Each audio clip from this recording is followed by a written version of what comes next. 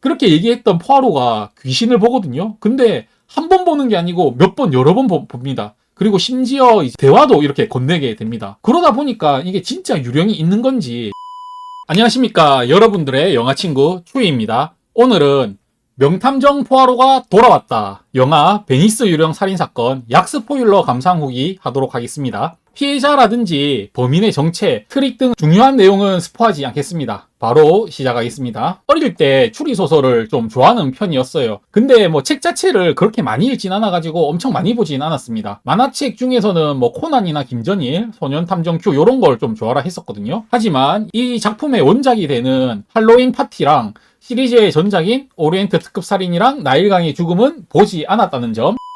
영화는 베니스의 아름다운 풍경을 보여주면서 시작이 됩니다. 비둘기도 막 나오고 조각상이 종치고, 그리고 오늘이 할로윈 축제 날이거든요. 그래서 이제 축제 분위기를 보여줍니다. 그리고 등장하는 건 은폐한 명탐정 포아로. 저는 이번에 처음 뵙지만 다양한 사건들의 자문을 얻으려고 사람들이 포아로 집 앞에 길게 줄을 서 있더라고요.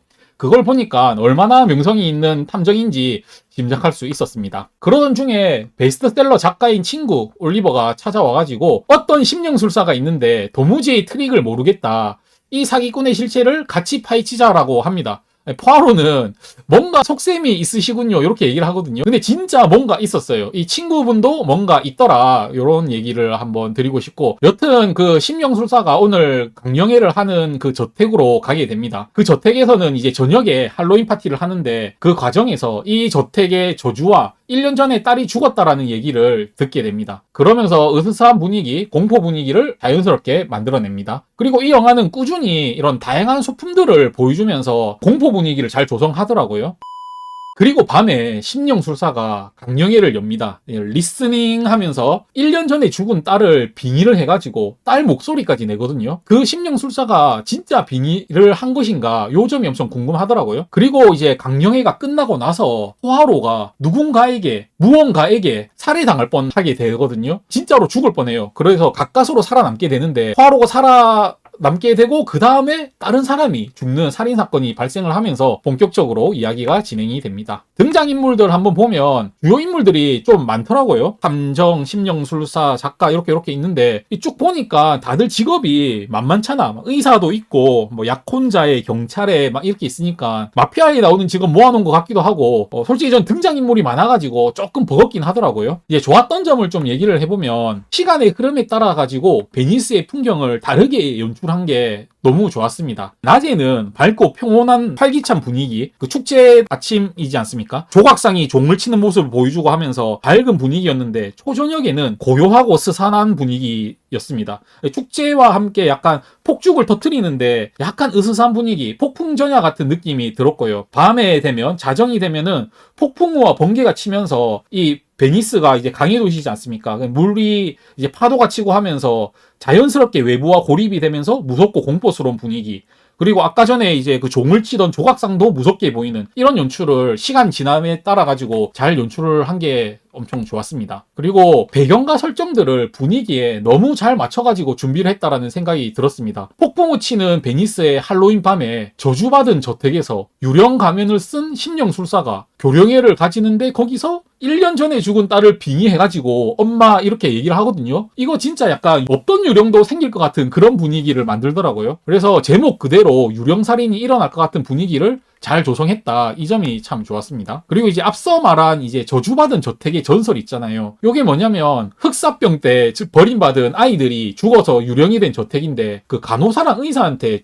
버림받거든요. 그래서 간호사랑 의사를 죽인다는 전설이 있습니다. 그리고 또 여기 살았던 사람들은 모두 비극을 맞이했다라는 이야기가 있고, 이 집에 살고 있는 딸이 1년 전에 유령의 속삭임을 못 이기고 자살했다, 이런 내용이 있습니다. 근데 이러한 저택의 설정이 공포 분위기를 잘 조성한 것뿐만 아니라 앞으로 일어날 사건이랑 잘 맞아 떨어지게끔 엮어놨거든요. 그 부분이 정말 좋았습니다. 단순히 그냥 과거에 있었던 설정이 아니라 이번에 일어난 사건에 연결이 되는 점이 좋았습니다. 그리고 명탐정 포아로 강정술사의 트릭을 바로 파악을 하거든요. 파악을 하면서 날카로운 관찰력과 추리력을 보여줍니다. 그런데 살인사건이 일어나고 나서 범인 찾는데 엄청 애를 먹거든요. 그래서 이게 만만찮은 사건이라는 게 느껴져가지고 매우 흥미가 있었습니다. 그리고 무엇보다 포아로가 귀신을 봅니다. 유령을 보거든요. 포아로가 엄청 무신론자로 나옵니다. 귀신이 있다 함은 사후 세계가 있다는 말이고 그러면 신이 있다는 말인데 흑사병이라든지 세계 1차 대전, 2차 세계대전에서 사람들 막 싸우고 죽는 거 보니까 신은 없다 이렇게 막 얘기를 합니다. 근데 그렇게 얘기했던 포아로가 귀신을 보거든요. 근데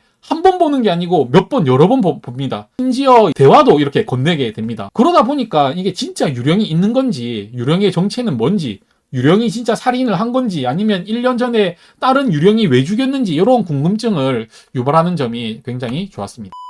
인물들이 많이 있는데 이 모든 인물들이 다 용의자라는 점이 좋았어요. 한번 인물들 보고 하면 탐정 포아로는 이제 은퇴를 했죠. 하지만 분명 능력이 있습니다. 그런데 작가 친구가 그러거든요. 네가 해결할 수 없다는 걸 인정하라고. 그렇듯이 사건을 해결하는데 어려움을 겪고 있고 귀신을 본다라는 거, 요게 좀 특이하죠. 그리고 심령술사, 이분은 약간 사기꾼이라고 생각이 되는데 너무 리얼하게 잘하더라고요. 막 타이밍 좋게 문이 열리고 샹들리에도 떨어지고 무엇보다 딸의 목소리를 그대로 내거든요. 여기 집주인이 엄마인데 엄마가 딸의 목소리라고 하거든요. 그래서 이게 진짜 단순 연기고 사기인 건지 아니면 진짜 능력이 있는 건지 요런 점이 좀 헷갈리게 되고 작가 친구, 제가 아까 말했죠. 뭔가 있다, 뭔가 있어가지고 이 포아로를 데려왔다라는 점. 그리고 전직 의사. 의사는 기본적으로 생명을 다루는 직업이잖아요. 그래서 약하게 뛰어나고 똑똑하기 때문에 항상 이런 데에서 이제 빠질 수 없는 용의자가 되죠. 그리고 이분은 이상하리만큼 겁을 먹고 있어요. 시종일관 엄청 떨면서 약 먹고 겁을 먹고 있는데 아니 무슨 죄지었습니까? 뭔가 찔리는 게 있으니까 이렇게 쪼는 게 아닌가 그런 생각이 들고 의사 아들은 엄청 어른스러워요. 자기 아빠를 계속 챙기거든요. 그리고 얘는 뭐 유령을 보는 것 같은 소리를 합니다. 유령이 소리가 들렸다는 이런 얘기를 하고 그리고 너무 똑똑해. 나이에 맞지 않게. 그래서 좀 수상하고 집주인분은 이렇게 얘기를 하거든요. 딸의 목소리를 듣기 위해서라면 뭐 전 재산도 내놓겠다 이런 식으로 딸을 그리워하는데 뭔가 심하게 집착을 하게 되면 또 무슨 짓을 할지 모르지 않습니까? 그런 게 있고 가정부 이분은 1년 전에 딸이 죽을 때 제일 마지막에 같이 있었어요. 그러면 거의 뭐 가장 유력한 용의자 아니겠습니까? 죽은 애 약혼자는 엄청 그 죽은 엘리시아 그 딸이랑 사랑을 하고 이제 약혼을 하고 엄청 잘 지내다가 얘가 이제 차고 갔어요. 그때부터 엘리시아가 버림받고 나서부터 유령을 보면서 막 시달리다가 죽게 되거든요. 근데 지금 여기 또 와가지고 뭐 사랑을 했니 어쩌니 저쩌니 하고 있으니까 엄청 수상하고 전직 경찰 이분은 엘리시아가 이제 물에 뛰어들었을 때 그 시체를 건지는 사람이거든요. 근데 또 혹시 살아있었을 수도 있잖아요. 거기 그냥 뭐 엄청 높은 데서 뛴 것도 아니고 망망대해도 아니고 뭐 잡을 거 많이 있었을 텐데 그러니까 또 의심이 가게 되고 조수원 히든 조수 이번이 이제 심령술사의 조수인데 얘네들도 기본적으로 약간 뭐 좀도둑 사기꾼 약간 요런 그게 있어가지고 범죄를 충분히 저지를 수 있죠. 그렇게 모든 사람들이 용의자라는 게 참 좋았던 것 같습니다. 그리고 추리 소설에서 요거 중요하죠. 이거 제가 좀 무식해서 그럴지 모르겠는데 대부분의 전개라든지 트릭을 예상하지 못했어요. 뭐 누가 죽는지 그 딸의 죽음의 진실은 무엇이었는지 유령의 정체는 무엇이었는지 뭐 트릭도 뻔하지 않고 이런 것들이 다 좋았습니다. 그리고 아쉬웠던 점도 있습니다. 이게 약간 지루한 구간이 있습니다. 수사 과정에서 등장인물들의 어떤 과거라든지 사연 같은 것들이 조금씩 나오는데 이런 것들이 조금 지루하더라고요. 이게 정통 추리물로서는 당연하게 나오는 것들인데 이게 너무 제가 자극적인 영화에 심취해 있어서 그런 건지 조금 지루하게 느껴졌습니다. 그러면 이제 베니스 유령 살인사건 점수는 몇 점이냐? 따단 3.5점으로 하겠습니다. 이게 엄청 잘 만들어진 정통 추리물을 보는 느낌이었거든요. 앞서 얘기했지만 폭풍우 치는 베니스, 뭐 저주받은 집에 갇힌 사람들, 심령술사의 존재, 딸의 유령, 그리고 그 유령을 보는 포아로 이런 소재들이 너무 잘 조합이 돼가지고 유령살인 분위기를 만들어낸다는 거. 그리고 원작이 뛰어난 소설이어서 그런지 영화의 짜임새나 완성도가 높다는 생각이 들었고요. 피해자나 범인이나 트릭이나 예상하기 어려웠고 개연성도 높았습니다. 근데 뭐랄까 이게 약간 올드한 추리물이라서 그런지 좀 올드한 느낌이 들었고 약간 지루한 구간이 있었습니다. 그리고 원래 추리소설이 조금 머리를 쓰면서 봐야 되잖아요. 이게 영화가 막 머리를 써야 되는 건 아닌데 여튼 좀 지루하다는 느낌이 좀 들었네요. 그래가지고 3.5점으로 하겠습니다. 추리소설 좋아하시는 분이나 오컬트를 좀 좋아하시는 분들한테는 강하게 추천드릴 수 있을 것 같습니다. 감사합니다. 아까 제가 얘기했던 이 의사 아들 있잖아요. 얘는 진짜 귀신을 보는 것 같은 설정인 것 같더라고요. 포아로 혼자 이게 유령의 소리를 듣는데 얘는 막 거기서 나도 들었다고 막 얘기를 하게 되고 그다음 마지막에 그 어떤 유령이 있거든요. 피해자 유령한테 막 이렇게 인사하고 가는 거 이런 거 보니까 어쩌면 유령은 진짜 있는 거 아닌가.